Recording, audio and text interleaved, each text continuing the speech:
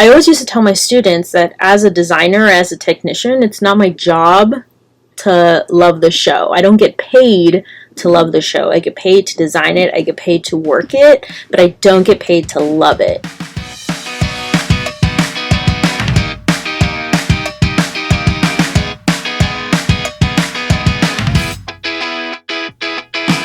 Hi, I'm Mel Edwards and welcome to Behind the Plasterline. I started the Behind the Plasterline podcast to share insights on topics not talked about enough in technical theater or even as educators. As a former educator myself, I can tell you that this job is really hard. There isn't a manual for what we do, and we all need community. Whether you are an excited first-year teacher, ambitious single director, or even a seasoned educator who just wants to talk shop, I'm happy you're here. So, let's get started.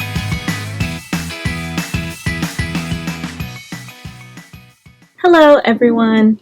Today's episode is going to be a little bit different. I'm actually going to take a look at the 2024 Theatrical Design Contest prompt for UIL. Every year, this prompt is released typically after Capitol Conference. This year it's a little bit late, but it's finally out, and so there's tons of schools across Texas that are super excited to start kind of diving in to this, especially since school has already started around here. This is going to be like my first take on it, my first look at it. I haven't opened it. I haven't really talked to anybody about it. And so I'm just this is me reading it for the first time. If you don't know anything about the Theatrical Design Contest, it's a contest that was created in Texas, and this year is actually the 20th anniversary for the contest. It's through UIL, which is, in Texas, we make everything a competition.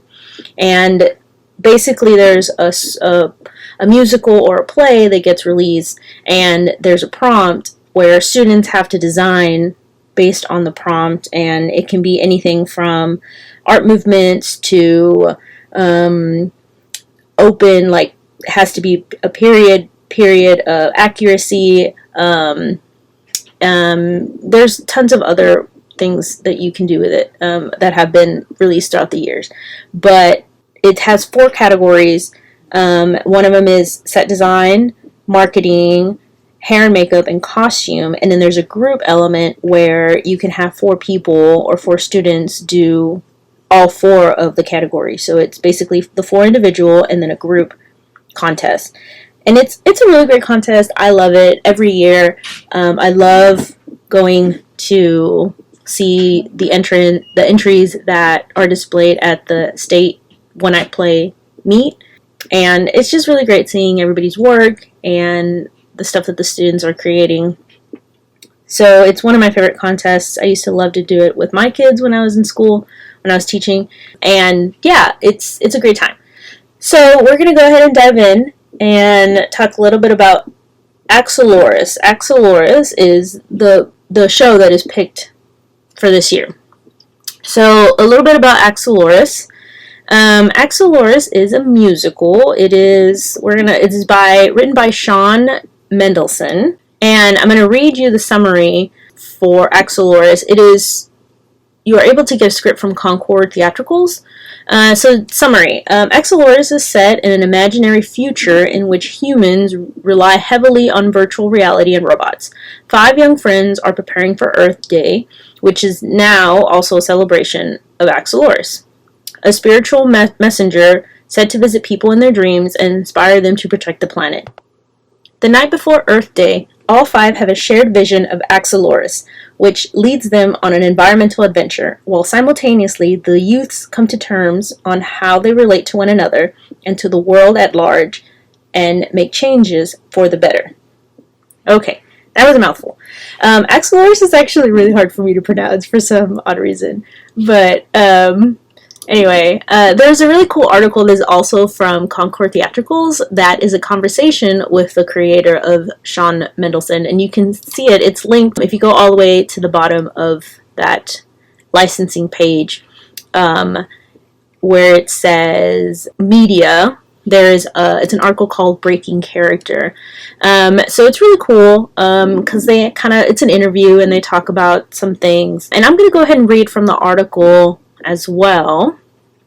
One of the questions that was asked in the article was, for people unfamiliar with Axoloris the musical, how would you describe the story it tells? And this was his response. It takes place in a small community in 2050 after we have solved the global issues of climate change. In this future, robots and virtual reality are a pervasive part of the community. There is a global legend that every year a mystical being named Axoloris visits a portion of the population's dreams on the eve of Earth Day. Axoloris is a messenger for our Earth who helps guide people into climate actions that help humanity.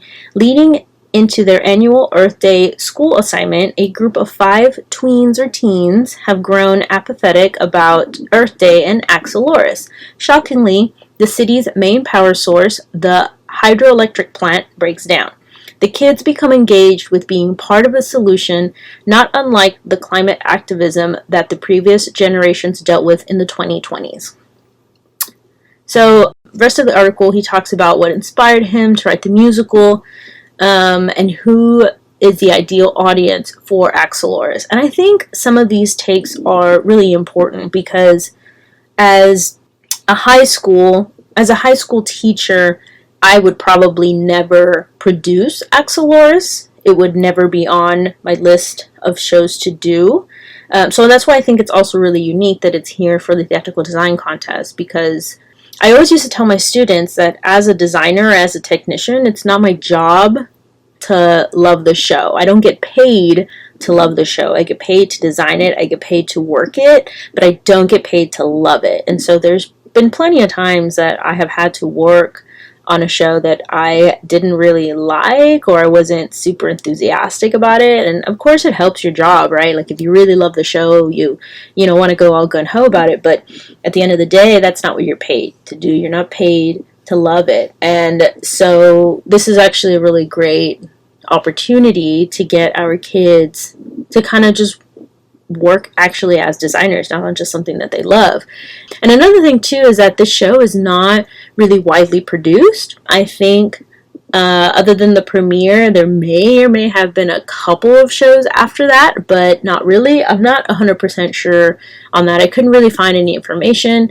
And so it's really going to give our kids something to design from scratch. A lot of the times when these prompts come out, people will kind of do their research and try and find inspiration from other set designs. Like they will Google, Frankenstein was one from a couple years ago, so they'll Google Frankenstein set design, or Hades Town set design, or Cats set design. And while that's a legit thing to search for, I feel that if you're really trying to design, you should really avoid searches that involve set design, costume design, lighting design, all that kind of stuff, because you're going to be heavily influenced by somebody else's work.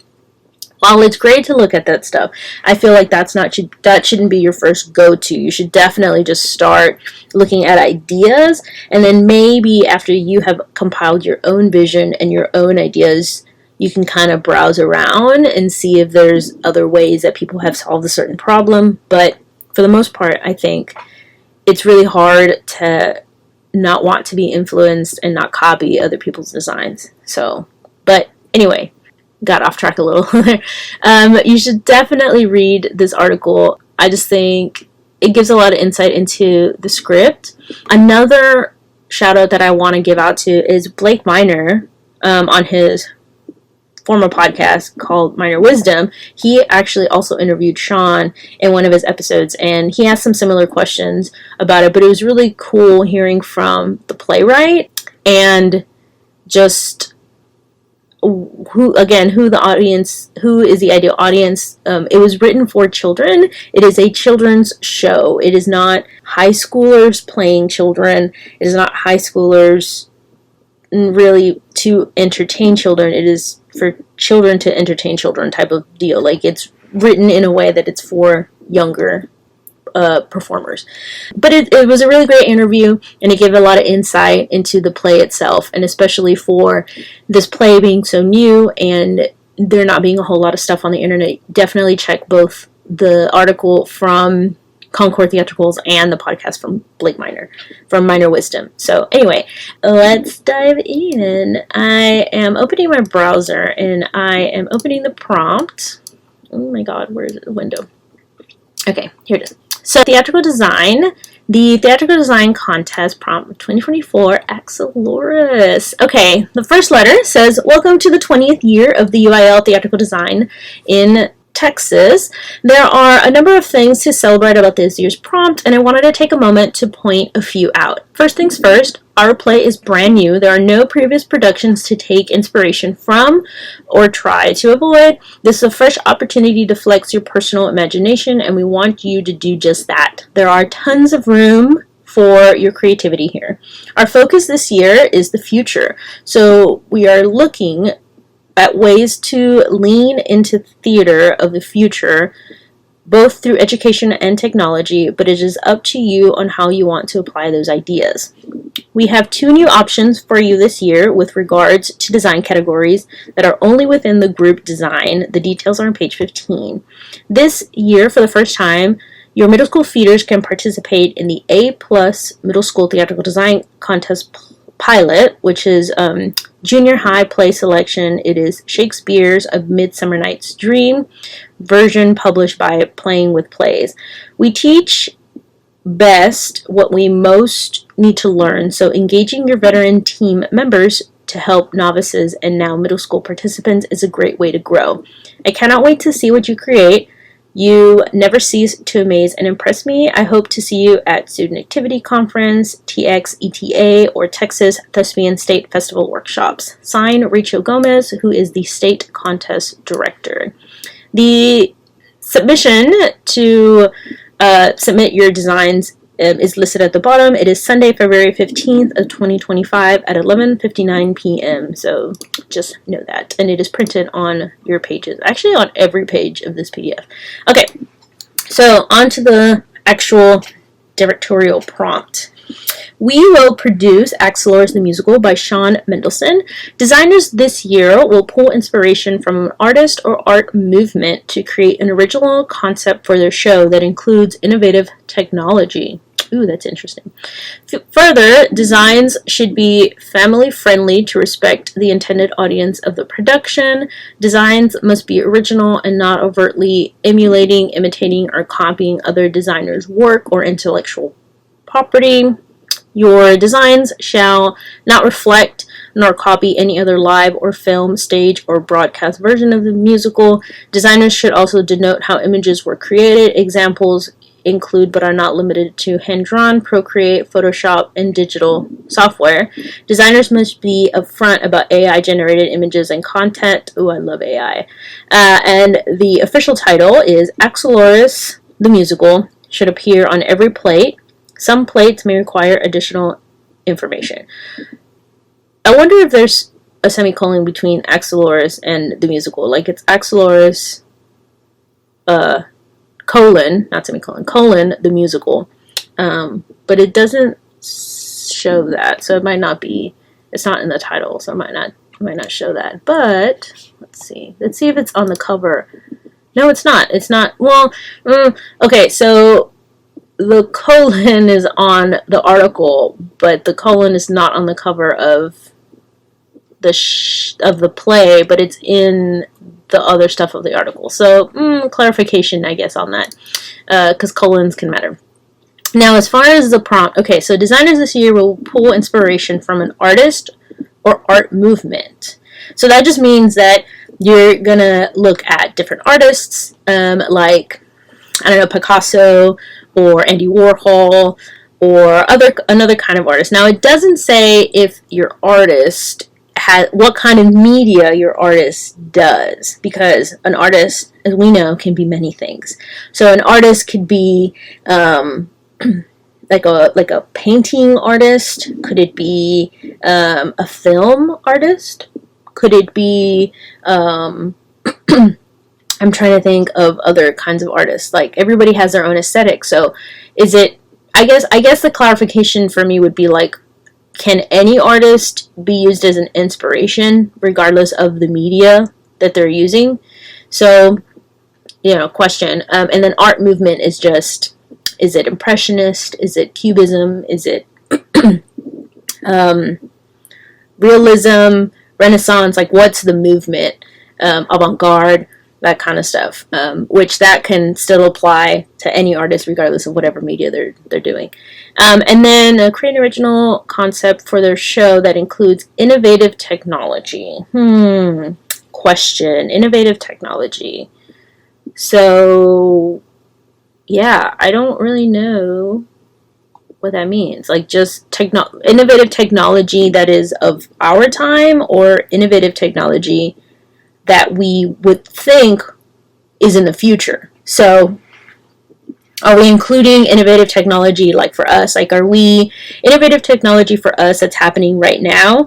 Are we projection mapping? Like, that's innovative technology for 2024. But innovative technology for 2050 might be holograms or something. So again, I think that's my first impression of, like, this page. Just clarifying artists, and then, I guess, innovative technology. Okay, next page. We're scrolling up. The official version of the script is the acting edition that is available from Concord Publishing. It is the green play. It shows Axoloris musical, Sean Mendelson. Publisher information for all marketing posters and programs needs to be the official title, Axoloris the musical. Playwright name needs to be Sean Mendelson. The playwright's name must appear in all marketing, no less than 50% size of the title. Now, whenever I used to do posters, or whenever I did, no, that's a lie. Okay, let me backtrack. When I used to teach marketing to my students, they always couldn't really get a grasp of what it meant, 50% size of the title. Like, they would always not really look at their size. So really what that means is that how I used to explain to them is I used to just be like, cool, just type in Axoloris the musical, make it whatever size you want, whatever looks good, proportion it to, like, your pages and all that stuff. And then let's say that you chose the font 100 font, and let's say it's 100. So when it's telling you that the name of the playwright needs to appear no less than 50%, then you type in Sean Mendelson, and then you drop that down to 50 points.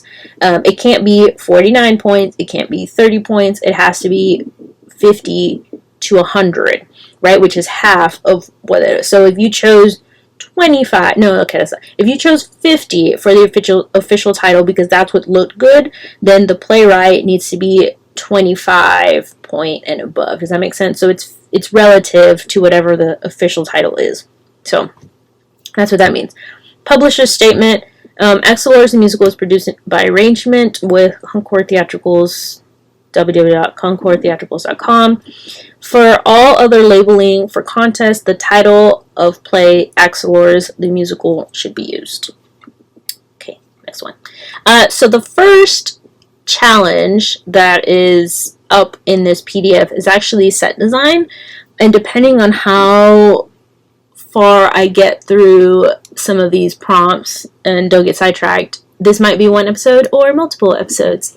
So let's keep going. The 2024-25 set design challenge. Each school may submit 2 individual set design entries. Students designing set will submit a total of 5 plates plus their justification paper, prompt address statement, and artistic source citation page. The required elements are outlined as follows and should be submitted in order. Justification paper is pretty much the same on all of these plates. Students will submit a max of 750 word paper that includes their explanation of the artist or artistic movement that inspired their concept and design choices, explanation of how the inspiration and concept are reflected in their designs, explanation of innovative technology used in design or design process should be addressed, explanation of how designs are family friendly should also be addressed. So I guess explanation of how designs are family friendly. I guess justifying how they're family friendly, that is kind of a weird thing. Okay. Prompt address statement. Students must state the artistic or the artist or artistic movement that inspired their concept and design choices for their show. Students should also address how their designs have family appeal. I feel like, okay, so I guess the justification paper is where you kind of really dive deep into all of your concepts and explain it. And I guess the prompts address statement is just a couple of words, because it's only a 100-word limit, so it's just like a snapshot of what your justification paper is and stuff. And because from in years past, we used to display our paper like in a folder, but now we don't display it anymore. We just display the little prompt address. So I think the prompt address is just like a little statement, like something super quick that people can read and then be able to look at all of the plates that are displayed. Okay, so artistic source citation page. Students must include an artistic source citation as to how the designs and images are created, such as digital software or AI disclosure. See required artistic citation source in page 27. So right now I'm on page 5, so I'll take a look at that in just a minute. But I think one of the biggest things that it comes to some of these renderings, it's mostly for renderings, it affects marketing a lot, because we saw a lot of these posters on Frankenstein, is the use of AI. Now, I could talk all about AI. That's a whole other podcast episode. But AI is really cool, and I really love it. I use it myself for inspiration in some of my designs. I don't use it, but a quick little tangent about AI is that as an AI, how can I put this? If you are creating something with AI, it is your responsibility as a human being to make sure that when it gets put out in the world as an artist, that it's been modified, or it's cleaned up, or it's changed, or it's whatever, right? So what does that mean? That means, like, okay, you put in, so the way that I use AI in some of my stuff, or I guess my idea process, is I'll type in a prompt and it'll spit out an image that I'll be like, oh, this is cool. So I'll either take that image and I'll draw over it in Procreate, or take maybe one element from it and erase everything else and then redraw it. I redraw all of my AI stuff, but it's a really good basis for some stuff. But I guess if you're using AI for marketing or using AI for other kinds of stuff, and then you just put it out in the world and you don't do any edits, I feel like that's a little bit cheating in regards to this contest. In life, you can do whatever you want, but in this contest, I feel like you still need AI still needs a human touch to be able to look great, because if not, then you end up with 12 fingers or whatever it is on your person, or the eyeballs kind of off, or because AI is getting there, but it's not perfect. So anyway, again, went off on a tangent. So back to these plates. So plate number 1 for the set design challenge. Plate number 1, students will submit an inspiration mood board, and it's got some sizes on there showing the inspiration basis for their concept. The goal of this plate is to give an overall impression of guiding images and ideas that the designer feels best reflect their concept. So that's just, everybody's done the inspiration board, so it's great. Plate number 2 is the scenic breakdown. The scenic breakdown includes a list of each scene in both acts, including all scenic elements required for each scene. This would be an internal document used for the production and may be displayed as a multi-page document. Students should copy the template provided and develop their own. Students should copy the template provided and develop their own. The goal of this plate is to illustrate understanding of the full scenic requirements of the script. Okay, so students should copy the template below and develop their own. They are using this template? Okay, I'm going to go ahead and click on the link. See where it takes me. Oh, okay, the link doesn't work. I think if you look at the link, it looks like it's broken up into 2. So I will make a note of that. But I think it's that the link is just broken into 2. So I have to highlight it, and then I'm pasting it and going, and it's still not opening. So I actually don't know what this template looks like, but I will make a note. So scenic breakdown, I can't look at the template, it doesn't work. So plate number 3, full color scale rendering or scale set models showing Act 1. Okay, cool, so it's just one act. Designers must include the remnants of a garden, VR location, Old Man Thunder's house, and VR education room. Designers should incorporate innovative technology into the design process or design. Labeling must include the name of the musical title, act, and scene number. A character figure must be included to indicate scale, and the performance space shall be performed in a proscenium-style theater. The goal of this plate is to show how the designer addresses locations required by the script in Act 1. Okay, so questions again. Designers should incorporate innovative technology into their design process. Okay, I'm confused about this because, again, incorporate innovative technology into the design process or design. I understand how we're doing innovative technology into the design, but why into the design process? I guess it's just like, maybe I'm just looking into it too much, but the design process is, where you research, evaluate, execute, all kinds of stuff, but I might be thinking about that differently. Let's see, yes, a character must be included to indicate scale, make sure that it's, people used to always forget that, I used to always forget that too with my kids, but you need that, but it's a full color rendering or scale set models. Let's see, in a proscenium, also at the bottom, it does say designers will be designing for League High School proscenium stage, and its included dimensions. So we'll move on to plate 4 and go from there. So plate 4 is a full-scale rendering or scale set model photos showing Act 2. So plate 3 is Act 1 and plate 4 is Act 2. So both Act 1 and Act 2.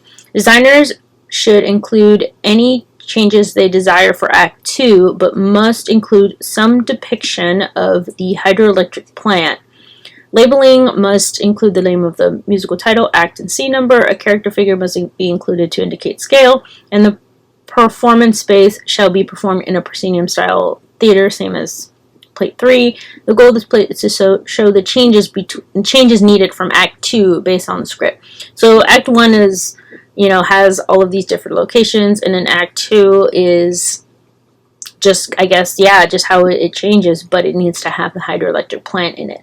And then plate 5 is the drafted scale ground plan, which is a permanent set. It's just a unit set, essentially, or a box set, of plate 3. So it is of Act 1. Ground plans must include where scenic elements not on stage shown in other plate. Ground plan must include where scenic elements not on stage shown in other plate. Okay, that wording's a little weird. Drafting must adhere to US ITT standards and include a proper border and complete a title block as well as necessary dimensions. May use templates provided. May use, meaning you can draft your own, question mark. They can be either hand-drawn or computer-aided drafting, meaning using AutoCAD or Vectorworks. The ground plan should indicate the proscenium and the location of the audience in relation to the stage.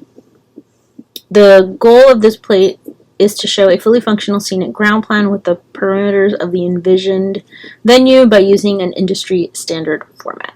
Okay, so ground plan, let's see, where did I go? So ground plan must include where scenic elements not on stage shown in other plate. I'm confused. So I guess things that, okay, that makes sense. So things that are not on stage, like if you have set pieces that are coming in or out, they also need to be shown on the ground plan.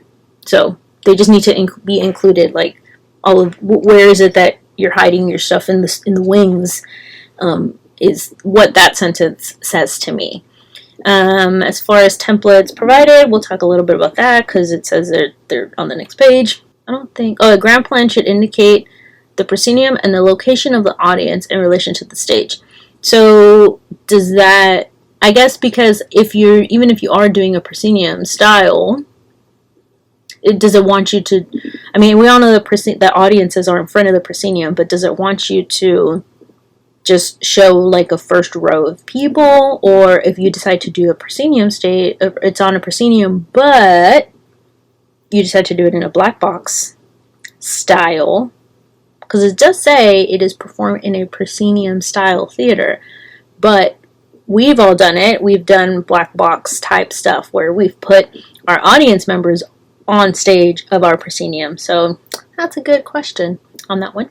Note, designers will be designing for League Theater proscenium stage, and it includes dimensions, and it's included dimensions. Designers may, but are not required to use the architectural templates. Okay, this is cool. So yes, you can draft your own. All entries must be submitted within the Google Slides or PowerPoint template provided. Mounting is not required for round 1 submission, but is required for state. All mounting must be on solid black foam core or mat board as per contest guidelines. I may not exceed the side limits specified here. Justification paper and prompt paper will not be mounted for display. Okay, so ground plans. Here they've got a couple. We have ground plan for League High School proscenium. This can be printed to scale on 11 by 17 paper, so I'm going to go ahead and click on that.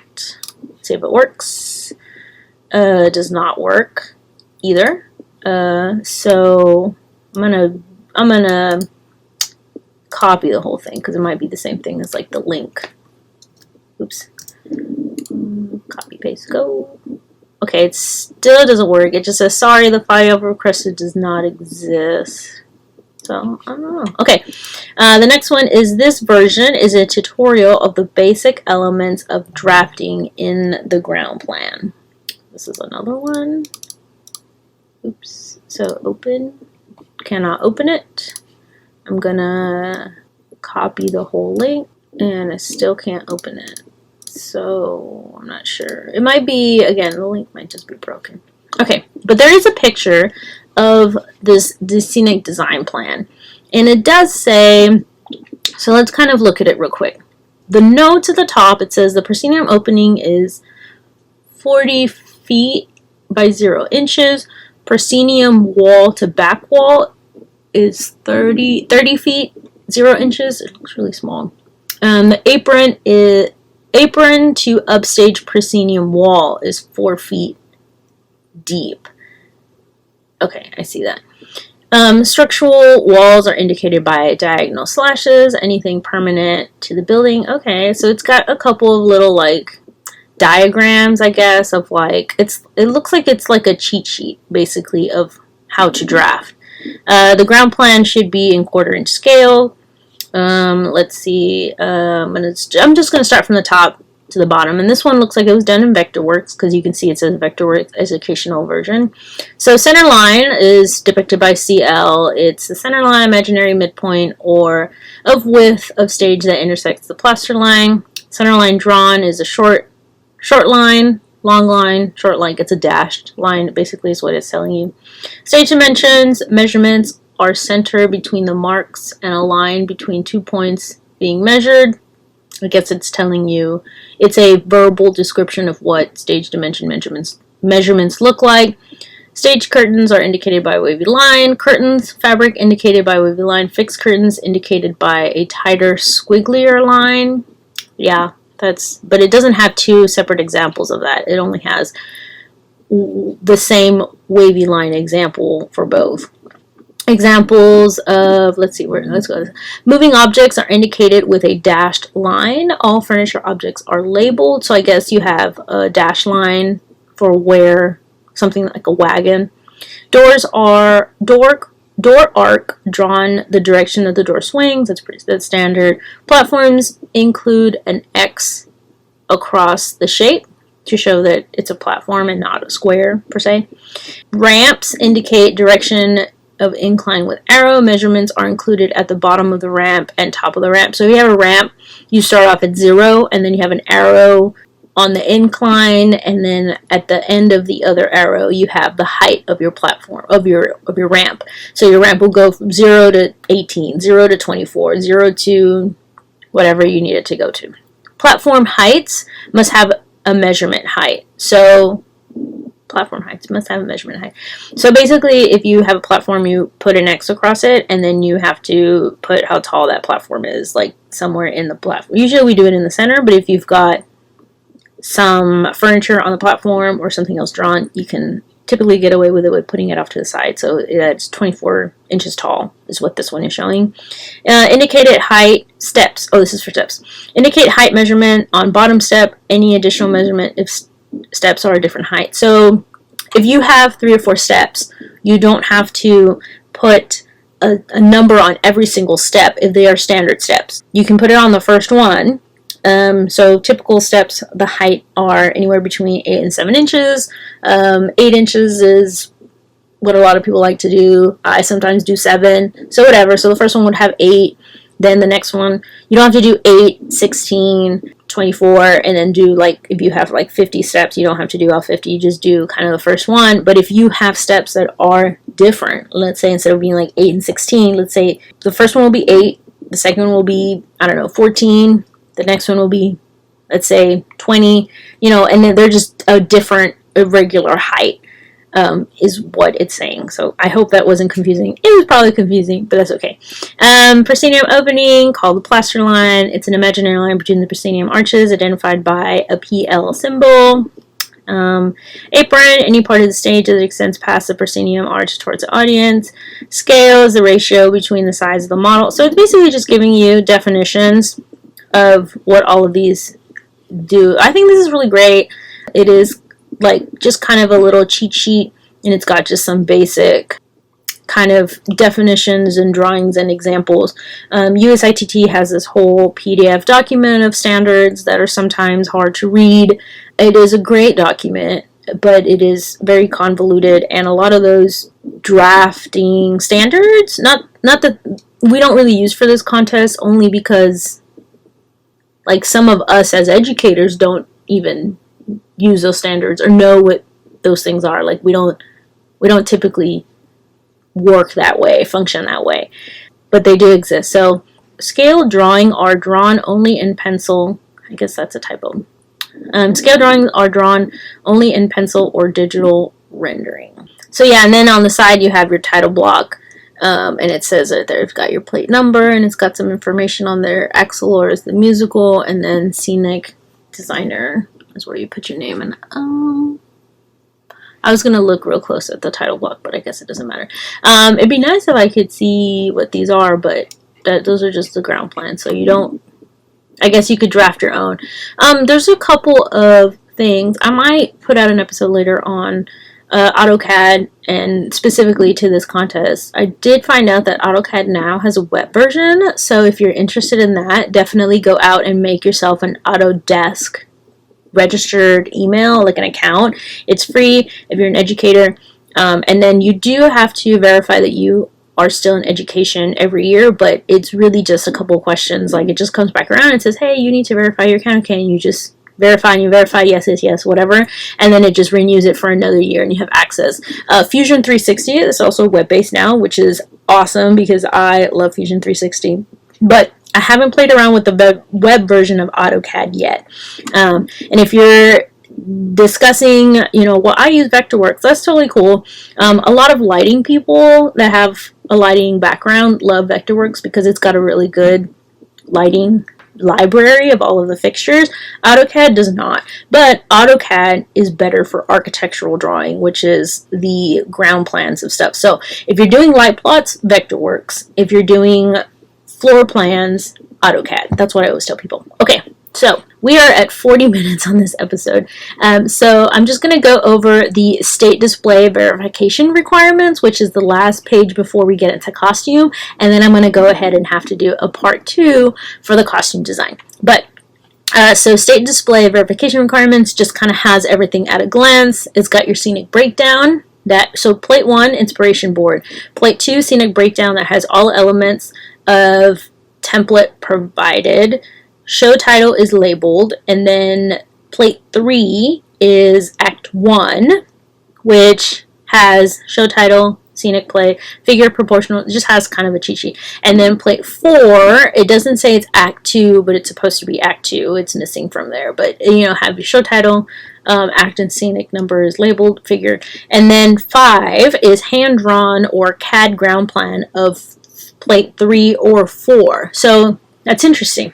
Okay, so plate 5 says you may use provided template, but you can also draft your own. Includes marked page border, includes full title block, shows basic structure, venue, and audience position. Dimensions are labeled. Special instructions: designers must use proscenium stage with dimensions provided in template. They may, but do not have to use the template for ground plan. Okay, so you can make your own, but you have to use the same dimensions. General instructions: use solid matte or foam core in correct sizes. Other than artwork, all visible surface area is a black mounting board. No materials wrapped around the edge or extend past sides. No food, toxic, perishable, flammable, electronic, or medium that can damage a display. Got it. And then it has just a signature that you as a sponsor have adhered to these requirements, blah, blah, blah, sponsor sign date. Okay, so back to this. Plate number 4 does not say that it needs to be Act 2. So that needs to be added on there. And then plate 5 does say it's a hand-drafted or ground plan for plate 3 or 4. But if you go over here, it just says drafted scale ground plan of plate 3. So in the actual prompt, or in the actual challenge, it is very specific that plate 5 is of plate 3. Whereas here, it says 3 or 4, which it could be the same thing, but again, 3 and 4 are the same. 4 is different because Act 2, you're just adding the plant, the hydroelectric plant. But again, that kind of throws off. And then designers must use proscenium stage with dimensions provided in template, but they don't have to use it. So the dimensions in the template are just this. The only dimensions are 40, the proscenium opening, the proscenium wall to the back wall, and then the apron. Those are the dimensions that are listed in the proscenium arch. Now, I remember a couple years ago, there were different, I guess, not requirements, but I'll have to look at an old posting, but they used to give you the dimensions that you could use if you wanted to use, if you wanted to, when you were hand drafting it. So I'll have to dig those up. I'm pretty sure they're the same because, as far as I can remember, this contest has always been set kind of in a proscenium venue. I think last year for Hadestown, you did have an option of the 3 different proscenium, a thrust, or in the round, but this one is, I think it's those same dimensions, but I'm going to double check on that. But yeah, okay, so I'm actually going to stop right here, and we're going to go ahead and talk about the costume design challenge on the next episode. Well, that wraps up this episode. Thank you so much for listening and sticking with me till the end. Don't forget to subscribe and leave a review. Even share this episode on social media. I'm always open to topic suggestions, so send them over to behindtheplasterlinepodcast@gmail.com. Bye for now.